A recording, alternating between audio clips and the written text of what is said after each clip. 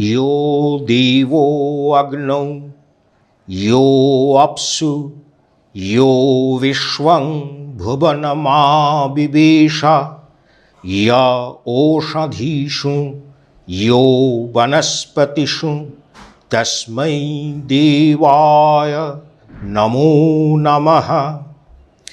असतो मा सद्गमय तमसो मा ज्योतिर्गमय मृत्योर्मा अमृतंगमय आविराविर्म एधि रुद्र यत्ति दक्षिणं मुखं तेन मां पाहि नित्यं। सर्वे सुखिनः सन्तु सर्वे सन्तु निरामया सर्वे भद्राणि पश्यन्तु न कश्चित् दुःखमवाप्नुयात्। আজি নূতন করে নূতন সুরে গাইতে হবে গান, ভুলতে হবে দুঃখ জ্বালা ব্যথার অপমান। আজি নূতন করে নূতন সুরে গাইতে হবে গান, ভুলতে হবে দুঃখ জ্বালা ব্যথার অপমান। বৃত্তি মুখর চলন ছাড়ি ইষ্ট পথে দিলে পারি, বৃত্তি মুখর চলন ছাড়ি ইষ্ট পথে দিলে পারি, বৃত্তি মুখর চলন ছাড়ি ইষ্ট পথে দিলে পারি। জীবন মাঝে হয় যে শুরু, জীবন মাঝে হয় যে শুরু জয়ের অভিযান। ভুলতে হবে দুঃখ জ্বালা ব্যথার অপমান। আজি নূতন করে নূতন সুরে গাইতে হবে গান, ভুলতে হবে দুঃখ জ্বালা ব্যথার অপমান। অর্থ যশ নামের নেশায় মিথ্যে চলা বিশ্বধারায়, অর্থ যশ নামের নেশায় মিথ্যে চলা বিশ্বধারায় সত্যিকারের শান্তি ওতে পায় না কভু প্রাণ। বৃত্তি মুখর চলন ছাড়ি ইষ্ট পথে দিলে পারি, ইষ্টানত মনটি লয়ে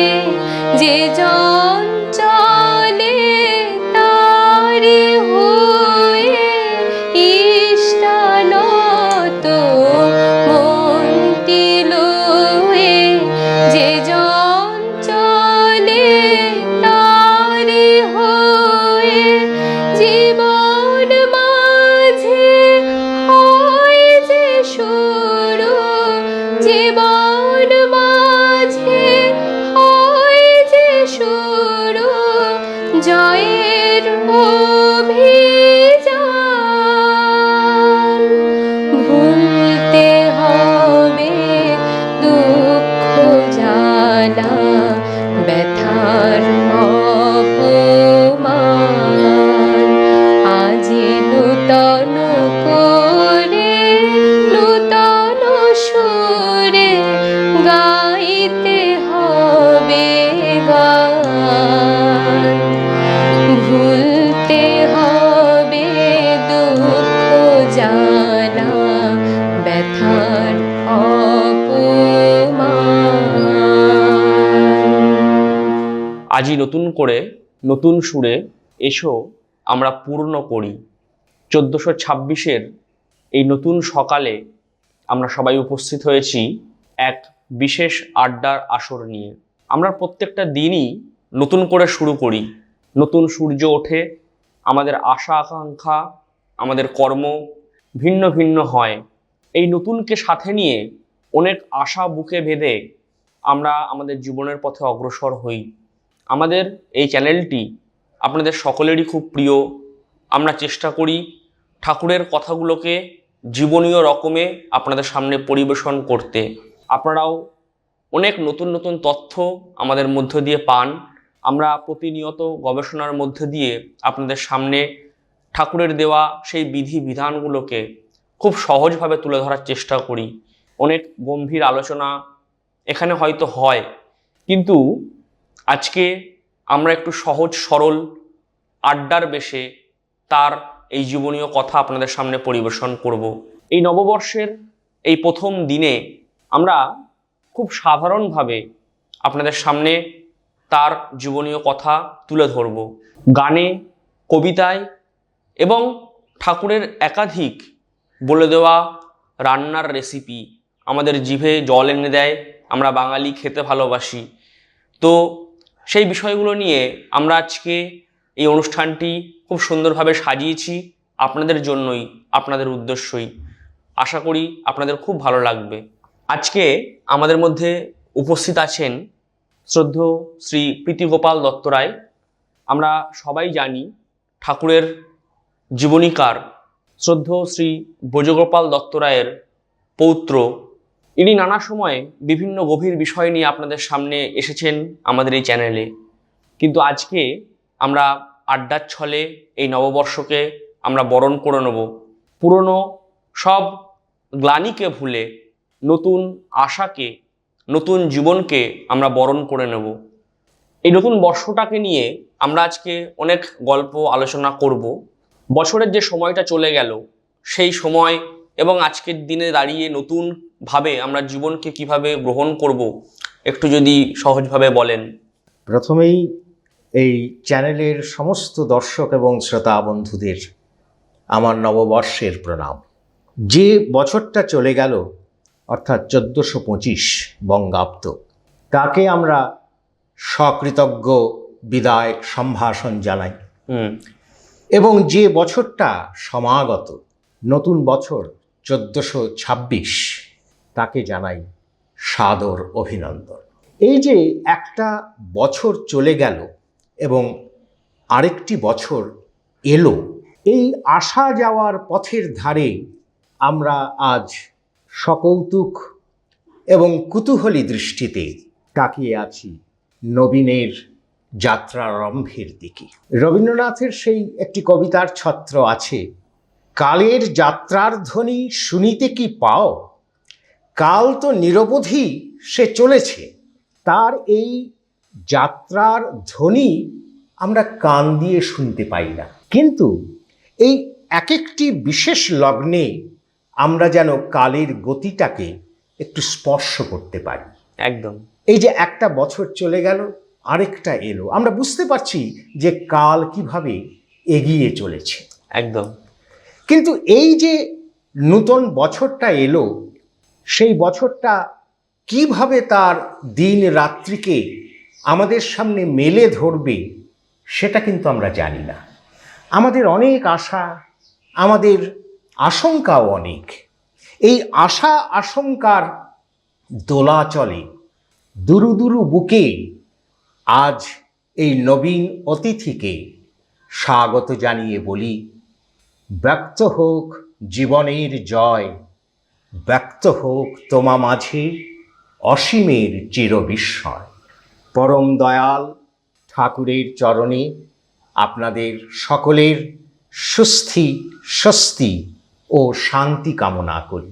প্রার্থনা করি, দয়াল আমার, আমাদেরই মঙ্গলের জন্য তুমি যেমনটি চাও ঠিক তেমনটি হয়ে উঠতে আমরা যেন সারা বছর অক্লান্ত নিষ্ঠায় নিরবধি নিরন্তর আমরা ব্রতী হই, ব্রতী করি নিজেদের। হে প্রভু, তুমি তৃপ্ত হও, আনন্দিত হও, এই তো আমার প্রার্থনা দয়ালের চরণে। আজ নূতন বছরের নূতন উষার নূতন কিরণ আমাদের সকলের মাথায় কল্যাণ আশিস বিছিয়ে দিক।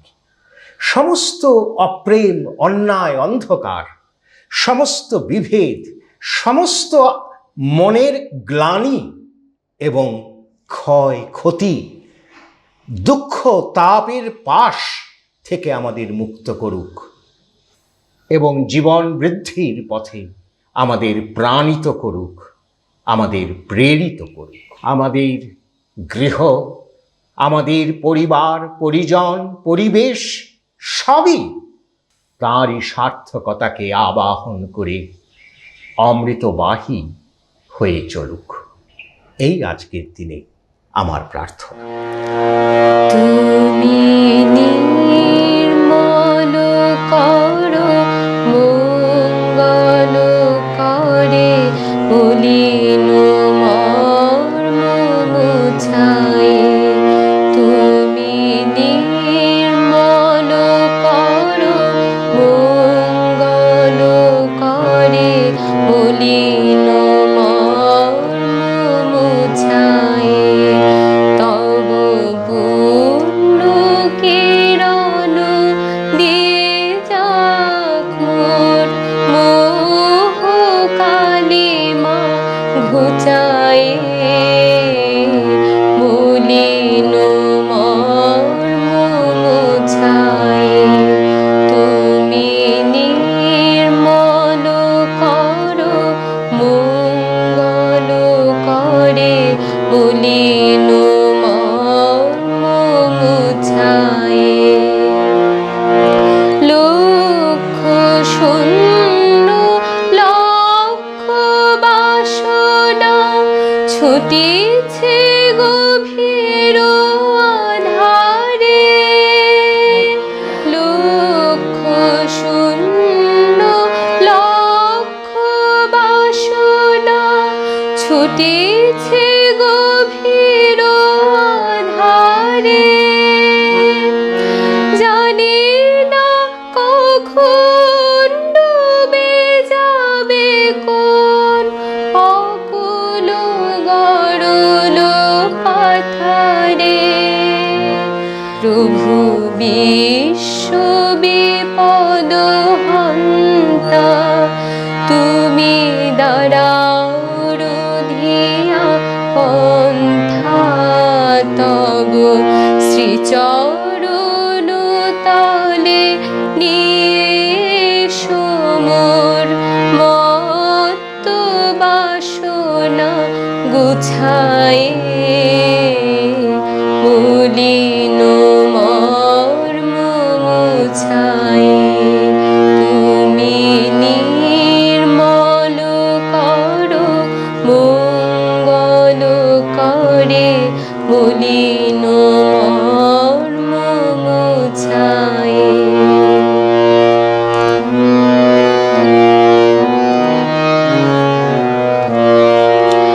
আছো অনল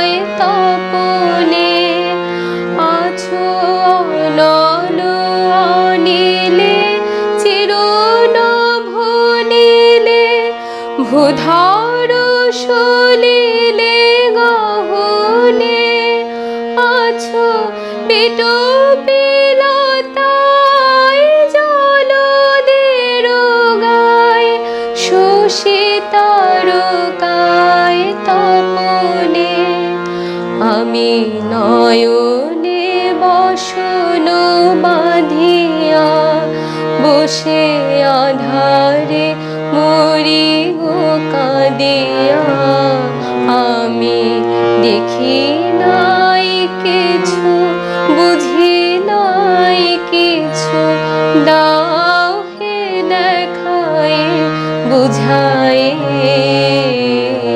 মলিন মর্ম মুছায় তুমি নির্মল করো মঙ্গল করে মলিন মর্ম মুছায় তব পূর্ণ কিরণ দিয়ে যাক মোর মোহ কালিমা ঘুচায় মলিন মর্ম মুছায় তুমি নির্মল করো মঙ্গল করে মলিন মর্ম মুছায়। তুমি নির্মল করো, অমৃত করো। আমরা সেই গানের পরশে, সেই অমৃতময় পরশকে নিয়ে আমরা আবার অনুষ্ঠানে ফিরে এলাম। এই যে নববর্ষের উৎসব দাদা, এই উৎসবটা একটা নিখাদ বাঙালির উৎসব। ঠিক। যেখানে আমাদের পূর্ববঙ্গ থেকে শুরু করে পশ্চিমবঙ্গ সমস্ত জায়গায় একটা ভীষণ আলোড়ন এবং একটা নতুনকে বরণ করে নেওয়ার উৎসাহ যেন মানুষের মধ্যে একটা, হ্যাঁ, একদম একটা অনাবিল আনন্দ মানুষকে যেন আলোড়িত করে। এবং এই উৎসবের মধ্যে কোনো জাতিগত বা বর্ণগত কোনো ভেদাভেদ থাকে না, সম্প্রদায়গত। হ্যাঁ, আমরা যে হিন্দু মুসলমান বলি, হ্যাঁ, এই বর্ষবরণ উৎসবে কিন্তু বাঙালি হিন্দু বাঙালি মুসলমান সবাই যোগ দেয়। হ্যাঁ, সবাই যোগ দেয় এবং সবাই কিন্তু সেই আনন্দটাকে ভাগ করে নেয়। মানে এটা একটা খুব অসাম্প্রদায়িক উৎসব। হ্যাঁ, তো এই উৎসবকে নিয়েই আমাদের ভেতরে নতুন আশা, নতুন শিহরণ বারবার করে জেগে ওঠে। উৎসব বলতেই আমরা কিন্তু অনেক কিছু বুঝি, অনেক আনন্দ, অনেক একরাশ ছুটির দিন, ভালোবাসা, ভালো ভালো খাওয়া দাওয়া, এইসব বুঝি। তো এই উৎসব বাঙালি সংস্কৃতির কিন্তু অবিচ্ছেদ্য অঙ্গ। ঠিকই বলেছ। এবং সেই অবিচ্ছেদ্য অঙ্গকে আমরা সাথে করে এই অনুষ্ঠানটাকে এগিয়ে নিয়ে যাব। আমরা একটা গানে যাই, গানের পরে আবার আমরা ফিরছি। নতুন দিনের সূর্য মোরা, নতুন দিনের সূর্য সম্মুখ পানে এগিয়ে যাব বাজিয়ে বিজয় তুর্য। নতুন দিনের সূর্য মোরা, নতুন দিনের সূর্য সম্মুখ পানে এগিয়ে যাব বাজিয়ে বিজয় তুর্য। দূর করে দেব যত ভয় লাজ নেই কোমোদের শঙ্কা, দূর করে দেব যত ভয় লাজ নেই কোমোদের শঙ্কা। চারিদিকে তাই সদাই বাজে মোদের বিজয় ডঙ্কা, নেই কোমোদের শঙ্কা, নেই কোমোদের শঙ্কা। নতুন দিনের সূর্য মোরা, নতুন দিনের সূর্য সম্মুখ পানে এগিয়ে যাব বাজিয়ে বিজয় তুর্য। অন্ধকারে থাকবো না আর আলোর পথে চলবো, সবাইকে তাই একই সাথে এগিয়ে যেতে বলবো। অন্ধকারে থাকবো না আর আলোর পথে চলবো, সবাইকে তাই একই সাথে এগিয়ে যেতে বলবো। সত্যের পথে চলবো মোরা, মিথ্যার পথে নয় কো নয়। সত্যের পথে চলবো মোরা, মিথ্যার পথে নয় কো নয়। তাই তো যেথায় এগিয়ে যাব সেথায় হবে মোদের জয়। মিথ্যার পথে নয় কো নয়, মিথ্যার পথে নয়। তুমি ছিলে বুদ্ধ যিশু, তুমি ছিলে রাম, তুমি যে আজীবন অনুকূল লহ মোর প্রণাম। তুমি ছিলে বুদ্ধ যিশু, তুমি ছিলে রাম, তুমি যে আজীবন অনুকূল লহ মোর প্রণাম। মানুষের লাগি দিয়েছ আজি তোমার, মানুষের লাগি দিয়েছ আজি নতুন মন্ত্র তোমার। যজন যাজন ইষ্টভৃতি সস্থয়নি সদাচার, নতুন মন্ত্র তোমার, নতুন মন্ত্র তোমার। নতুন দিনের সূর্য মোরা, নতুন দিনের সূর্য সম্মুখ পানে এগিয়ে যাব বাজিয়ে বিজয় তুর্য। দূর করে দেব যত ভয় লাজ নেই কোমোদের শঙ্কা, দূর করে দেব যত ভয় লাজ নেই কোমোদের শঙ্কা।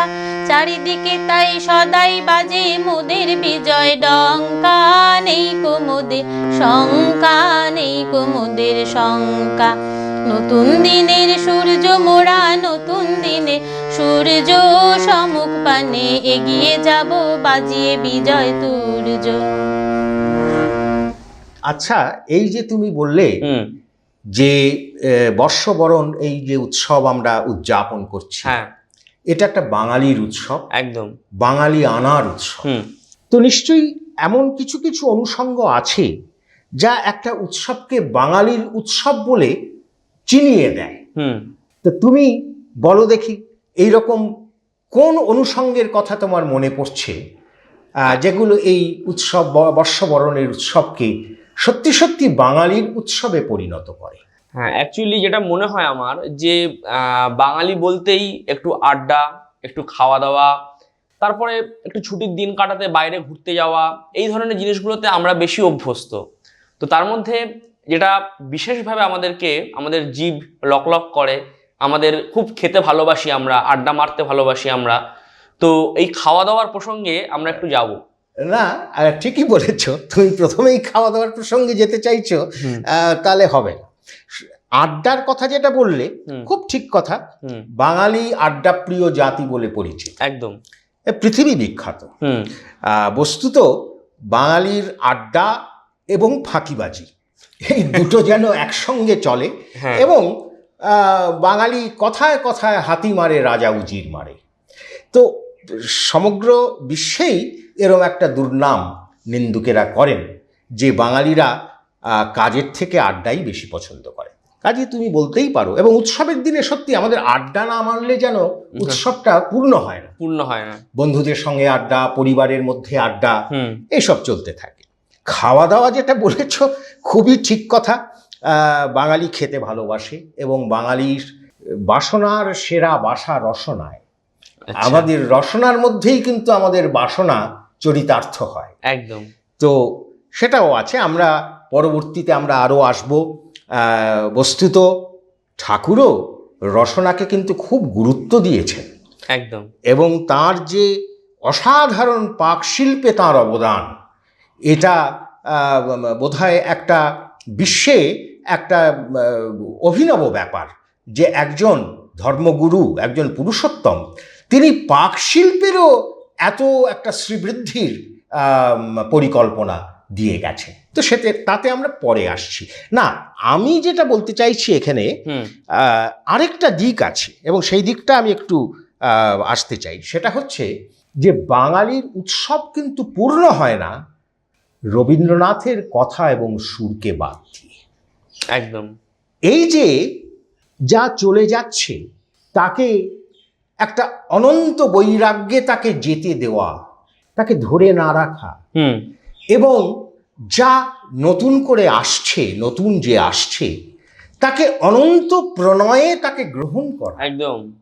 এই একসঙ্গে এই যে পালা বদলের ছবি, এটা রবীন্দ্র কাব্যে এবং রবীন্দ্র সঙ্গীতে যেভাবে প্রকাশিত হয়েছে, তা বোধহয় আর কোথাও খুঁজে পাওয়া যাবে না। একদম। আমাদের যে ট্রানজিশন পিরিয়ড, জীবনের যে ট্রানজিশন পিরিয়ড, একটা বয়স থেকে একটা বয়স, একটা বছর থেকে একটা বছর, তাতে এই যে পালা বদলের সুর রবীন্দ্রনাথ ঠাকুরের, তো বাঙালি বলতে আমরা বিশেষ কয়েকজন ব্যক্তিত্বকেই বিশেষ করে চিনি পৃথিবীর বুকে, যেমন রবীন্দ্রনাথ, বিবেকানন্দ। রবীন্দ্রনাথকে বাদ দিয়ে তো বাঙালির কিছু ভাবাই যায় না। তার জন্য তার প্রসঙ্গ আজকে আমরা আসবো। তো না, কাজেই, এবং দেখো একটা জিনিস, যে এর মধ্য দিয়ে কিন্তু আর্য জীবন বোধটাও ফুটে ওঠে। অর্থাৎ যা চলে যাচ্ছে তা নিয়ে দুঃখ করো না, তার ওপর দাঁড়িয়ে নতুনকে গ্রহণ করো, জীবনে এগিয়ে যাও চরই বেতি। রবীন্দ্রনাথের সেই বিখ্যাত একটি কথা যে এমন একান্ত করে পাওয়া এও সত্য যত, এমন একান্ত ছেড়ে যাওয়া সেও সেই মতো। এই দুয়ের মাঝে আছে কোনো মিল, নহিলে নিখিল এত বড় প্রবঞ্চনা কিছুতে সহিতে পারিত না। এই যে মিল খোঁজা, যাওয়া এবং আসার মধ্যে, মৃত্যু এবং জীবনের মধ্যে, ওঠা পড়ার মধ্যে, এই মিল খোঁজার যে বিশেষ একটা জীবন দর্শন, এটাই হচ্ছে ভারতীয় জীবন দর্শন, আর্য জীবন দর্শন। সেটা রবীন্দ্রনাথের মধ্যে ভীষণভাবে প্রকট। তো তোমাদের আজকের এই নববর্ষের উদযাপন বাসরে নিশ্চয়ই কিছু রবীন্দ্রসঙ্গীত তোমার বরাদ্দ আছে? নিশ্চয়ই নিশ্চয়ই, আজকে আমরা একটা রবীন্দ্রসঙ্গীত শুনে আসি। চলুন রবীন্দ্রসঙ্গীতের ওপরে আমরা আবার ফিরছি আপনাদের সাথে। নব আনন্দে জাগো আজি, নব রবি কিরণে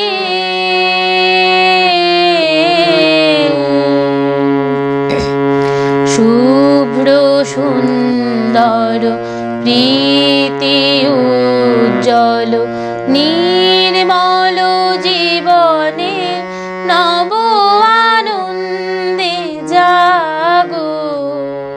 নব আনন্দে জাগো গানটা শুনে মনটা সত্যিই ভরে গেল। তো আমরা কথা দিয়েছিলাম গানের ওপারে আমরা একটি কবিতা শুনবো। তো দাদাকে আমি অনুরোধ করবো। রবীন্দ্রনাথের কবিতা? একদম। রবীন্দ্রনাথের বলাকা কাব্যগ্রন্থ থেকে আমি নববর্ষ কবিতাটা পাঠ করছি। পুরাতন বৎসরের জীর্ণ ক্লান্ত রাত্রি, ওই কেটে গেল ওরে যাত্রী। তোমার পথের পরে তপ্ত রৌদ্র এনেছে আহ্বান, রৌদ্রের ভৈরব গান। দূর হতে দূরে বাজে পথ শীর্ণ তীব্র দীর্ঘতান সুরে, যেন পথহারা কোন বৈরাগীর এক তারা। ওরে যাত্রী, ধূসর পথের ধুলা সেই তোর ধাত্রী। চরার অঞ্চলে তোরে ঘূর্ণিপাকে বক্ষেতে আবরি, ধরার বন্ধন হতে নিয়ে যাক হরি, দিগন্তের পারে দিগন্তরে। ঘরের মঙ্গল শঙ্খ নহে তোর তরে, নহে রে সন্ধ্যার দীপালোক, নহে প্রেয়সীর অশ্রু চোখ। পথে পথে অপেক্ষিছে কাল বৈশাখীর আশীর্বাদ, শ্রাবণ রাত্রির বজ্রনাদ। পথে পথে কণ্টকের অভ্যর্থনা, পথে পথে গুপ্ত সর্প গূঢ়ফনা। নিন্দা দিবে জয় শঙ্খনাদ, এই তোর রুদ্রের প্রসাদ। ক্ষতি এনে দিবে পদে অমূল্য অদৃশ্য উপহার। চেয়েছিলি অমৃতের অধিকার, সে তো নহে সুখ ওরে, সে নহে বিশ্রাম, নহে শান্তি, নহে সে আরাম। মৃত্যু তোরে দিবে হানা, দ্বারে দ্বারে পাবি মানা। এই তোর নববৎসরের আশীর্বাদ, এই তোর রুদ্রের প্রসাদ। ভয় নাই, ভয় নাই যাত্রী, ঘর ছাড়া দিক হারা, অলক্ষ্মী তোমার বরদাত্রী। পুরাতন বৎসরের জীর্ণ ক্লান্ত রাত্রি, ওই কেটে গেল ওরে যাত্রী। এসেছে নিষ্ঠুর, হোক রে দ্বারের বন্ধ দূর, হোক রে মদের পাত্র চুর। নাই বুঝি নাই চিনি, নাই তারে জানি, ধরো তার পানি। ধনিয়া উঠুক তব হৃদ কম্পনে তার দীপ্ত বাণী। ওরে যাত্রী, গেছে কেটে যাক কেটে পুরাতন রাত্রি। হ্যাঁ, আমরা এখানে পুরনো যে গ্লানি তার থেকে বেরিয়ে এসে নতুন করে নতুন বর্ষকে বরণ করব, এবং সেই বর্ষটা যে খুব সুখের হবে আমাদের কাছে তা তো নয়। আমাদের চোখের অন্তরালে, আমাদের জানার অন্তরালে অনেক খারাপ কিছুও কিন্তু আমাদের জন্য অপেক্ষা করতে পারে, কিন্তু সেই খারাপ কিছুকে, যাই থাকুক না কেন আমাদের জীবনে, সেই খারাপ জিনিসগুলোকে অতিক্রম করে আমাদের যে জীবনের ইচ্ছা, আমাদের যে বেঁচে থাকার ইচ্ছা, তাকেই হয়তো প্রতিষ্ঠা করতে হবে আমাদের সবার জীবনে। এটাই আমাদের জীবনের উদ্দেশ্য, লক্ষ্য। একদম। এবং ঠাকুরও বলছেন যে আনন্দ মানে যে বাধা, যে বিঘ্ন আসে জীবনে, তাকে অতিক্রম করার যে টেনশন, সেটাই হচ্ছে আনন্দ। কাজেই জীবনে বাধা আসবে না, নূতন বছরে সমস্ত সুখের হবে, তা না। সেটা ঠাকুর পছন্দও করতেন না। বলছেন যে তাহলে তোমার বৃদ্ধি হবে না, ইভলিউশন হবে না। একদম।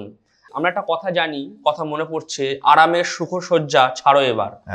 তো সুখসজ্জা, আমরা হয়তো সুখসজ্জাকেই বেশি পছন্দ করি।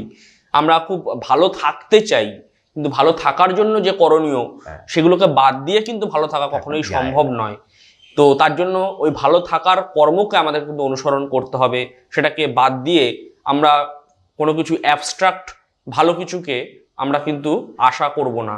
তাই আমাদের আশাটা যেন আমাদের কর্মের উপর দাঁড়িয়েই হয়, এবং সেই আশাটাই তখন পূর্ণ হবে, বাস্তবে রূপ পাবে। নইলে কিন্তু সেই আশাটা একটা স্বপ্নের মতো আকাশ ছোঁয়া হয়ে যাবে, যেটাকে আমি কোনোদিনও হয়তো রিচ করতে পারবো না। কিন্তু সেটাকে না পাওয়ার যে বেদনা, সেটা আমাকে বারবার করে কণ্টকাকীর্ণ করবে।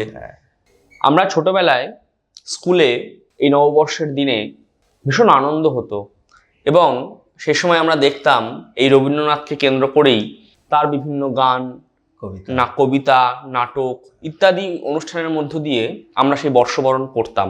তো রবীন্দ্রনাথ কিন্তু বাঙালির জীবনে আজকেও ভীষণ প্রাসঙ্গিক, এবং রবীন্দ্রনাথকে বাদ দিয়ে কিন্তু আমরা কোনো কিছুই ভাবতে পারি না বাঙালির জীবনে। বাঙালি সংস্কৃতির একটি স্তম্ভই আমরা তাকে বলতে পারি। তো এই অনুষ্ঠান আমরা বলছি যেটা খাঁটি বাঙালির উৎসব। বাস্তব জীবনে কিন্তু এটা কিন্তু শুধুমাত্র বাঙালির উৎসব নেই, এবং তার মধ্যে যেহেতু আমাদের বাঙালি সংস্কৃতির মধ্যে অনেক কালচার মিক্সড হয়েছে, তার জন্য এটা কি এখনো পর্যন্ত বাঙালির উৎসবই রয়েছে। এই বাঙালির উৎসবের, বিশেষ করে নববর্ষ, এর তাৎপর্য এবং গুরুত্বটা যদি একটুখানি আমাদের কাছে পরিষ্কার করে দেন। দেখো, এখন বাংলা নববর্ষ উদযাপনের গুরুত্বটাই তো আমাদের কমে গেছে আমাদের জীবনে। ইংরেজি নববর্ষটা বেশি গুরুত্বপূর্ণ। একদম। এবং বাংলা সন্তারিখের হিসেব কতজনেই বা মনে রাখে। এই যে বাংলা নববর্ষ, পয়লা বৈশাখ, এটাকেও কিন্তু আমরা মনে রাখি 15 এপ্রিল হিসেবে। একদম একদম। 15ই এপ্রিলে কনভার্ট করে নিয়ে আমরা মনে রাখি। তো কাজেই তেমনিভাবে বাঙালির যে কোনো উৎসবেরই, তুমি যেটা বললে, একটা কালচারের মিক্স হচ্ছে, তার বাঙালিয়ানা কিন্তু কমে যাচ্ছে।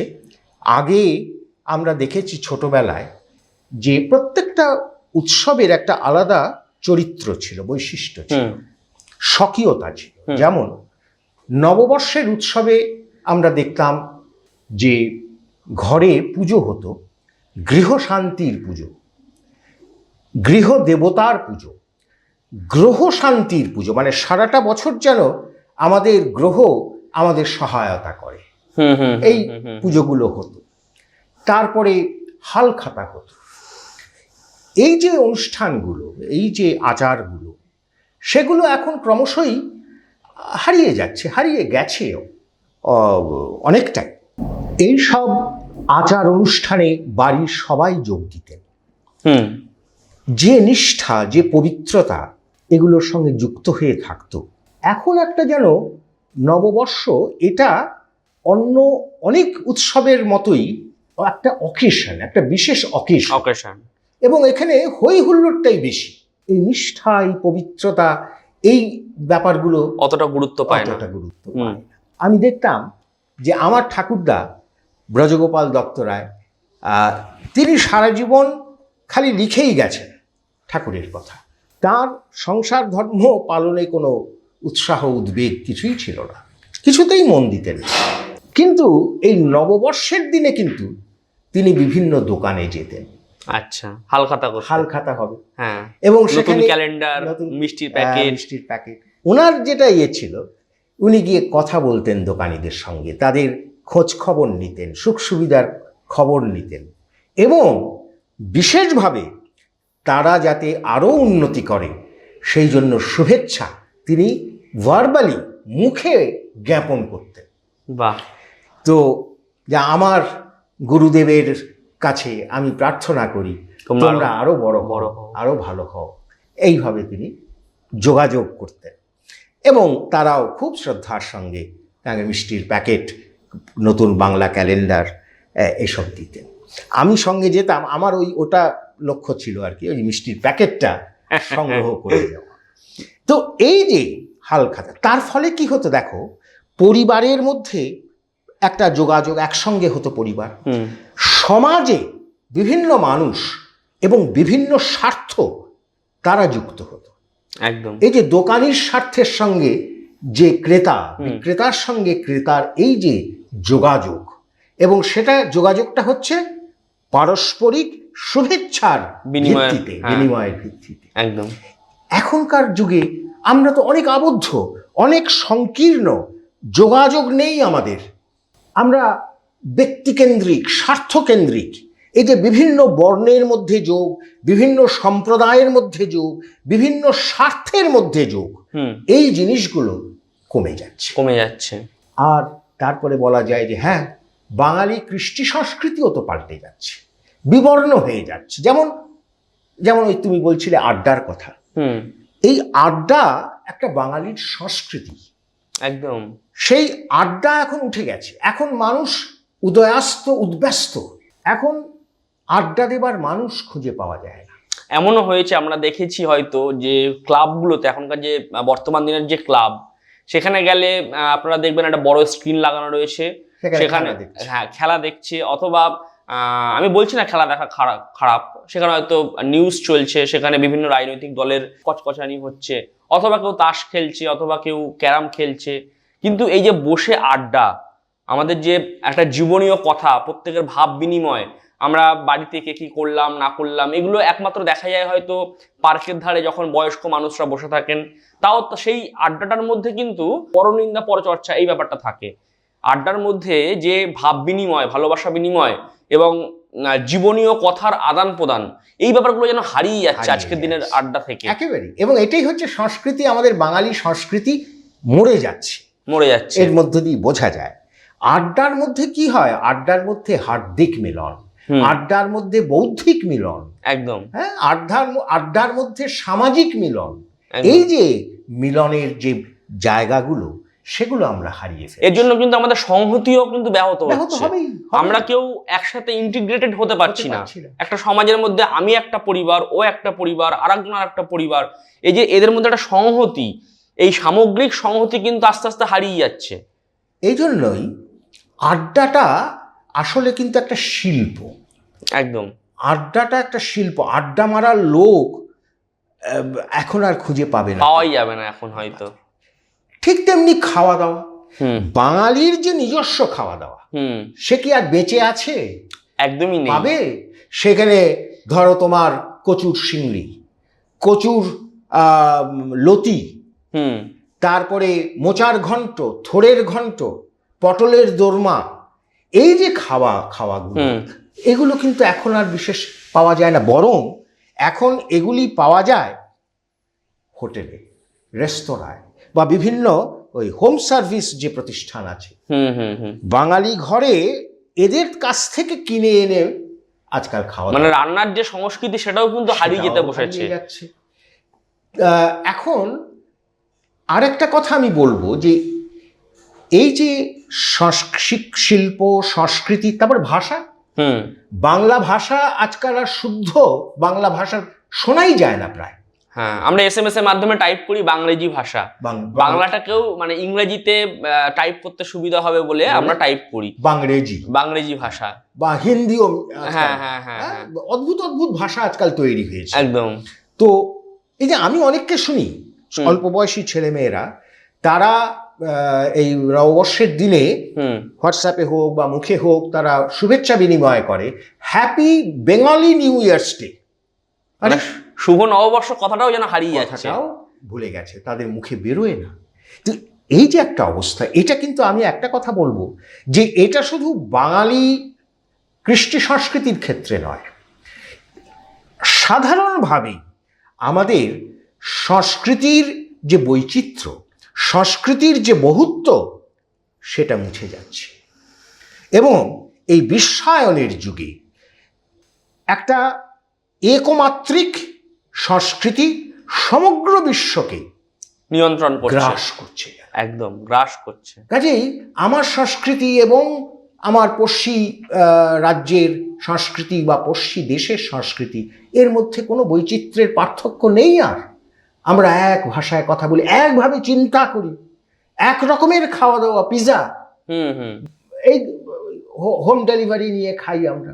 হ্যাঁ, তো কাজেই এগুলোতে এটা কিন্তু মানুষের জীবনের পক্ষে এটা ক্ষতিকর। কারণ মানুষের আইডেন্টিটি সেটা তো অনেক কিছু নিয়ে, একদম তার বংশ পরিচয়, তার কৃষ্টি পরিচয়, এই সমস্ত কিছু পরিচয়গুলি যদি চলে যেতে থাকে তাহলে তার আইডেন্টিটিও সে হারিয়ে ফেলবে।